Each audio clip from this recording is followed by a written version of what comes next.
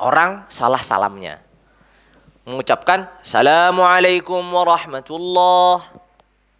Assalamualaikum, enggak Assalamualaikum. Bagi makmum berdampak enggak? Sholatnya menjadi sah atau tidak sah? Dia kan mengikuti imam ini. Bagi makmum di sini, kalau dia mendapati imamnya demikian, Assalamualaikum warahmatullah, agar sholatnya tetap sah, caranya adalah memisahkan diri dengan niatnya. Makmum ini kan menjadi makmum dengan niatnya, ya kan? Makmum ini menjadi makmum dengan niatnya. Tadi yang terlewatkan itu, dalam niat sholat itu selain 3 tadi, niat sholat, niat fardunya, niat ketentuan sholatnya atau sholat ditentukan, ditambahkan lagi kalau makmum harus meniatkan sebagai makmum. Jadi kalau kita sebagai makmum harus meniatkan sebagai makmum. Kenapa harus meniatkan sebagai makmum? Karena kita sedang mengikat antara sholat kita dengan sholat imam. Sedangkan pengikatan itu harus ada niat. Saya cuma ikut aja yang di depan saya. Dia ruku, saya ruku. Dia bangkit, saya bangkit. Nggak cukup. Dia harus meniatkan sebagai makmum. Nah, kalau kita mendapati seorang imam yang salah dalam salam, misalkan salamnya Assalamualaikum warahmatullah, Assalamualaikum warahmatullah, seorang makmum harus tahu fikihnya. Kalau dia tetap mengikuti imam ini, saya tetap jadikannya dia sebagai imam. Ya. Maka sholatnya tidak sah. Tapi kalau dia apa? Dia memisahkan diri dengan niatnya. Oh, imamnya ini batal nih sholatnya nih. Ya sudah, saya nggak ngikutin dia lagi. Saya juga mau salam, tapi saya sudah tidak sebagai makmum lagi. Sudah, alhamdulillah aman.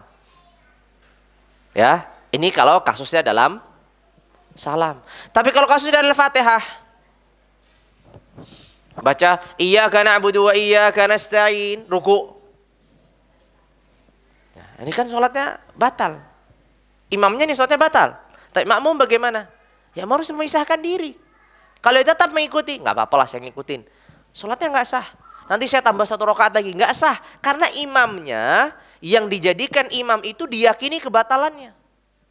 Gimana dia sholat di belakang imam yang diyakini sebagai imam yang tidak sah sholatnya? Kan nggak sah.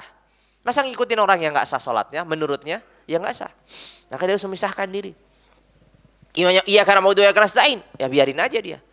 Kita sempurnakan iya karena mau doa karena stain, ihdinas siratal mustaqim dan seterusnya.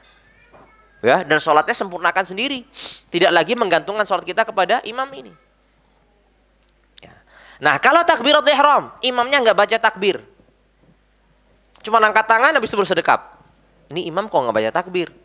Ya, berarti kita tidak boleh sholat kita bermakmum kepada orang ini. Kalau kita usolli fardhu atau di hati kita saya sholat fardu isya sebagai makmum. Sedangkan kita tahu imamnya tadi tidak baca takbiratul ihram, sholat kita tidak sah. Nggak bisa kita di sini, oh ya sudah saya meniatkan untuk memisahkan diri, nggak sah. Kenapa? Karena dari awal sholat kita sudah tahu imamnya tidak baca takbiratul ihram.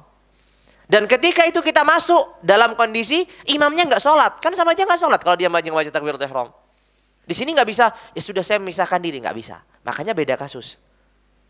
Kalau salam bagaimana, kalau al-fatihah bagaimana, kalau takbiratul ihram bagaimana. Begitu. Wallahu ta'ala a'la wa a'lam.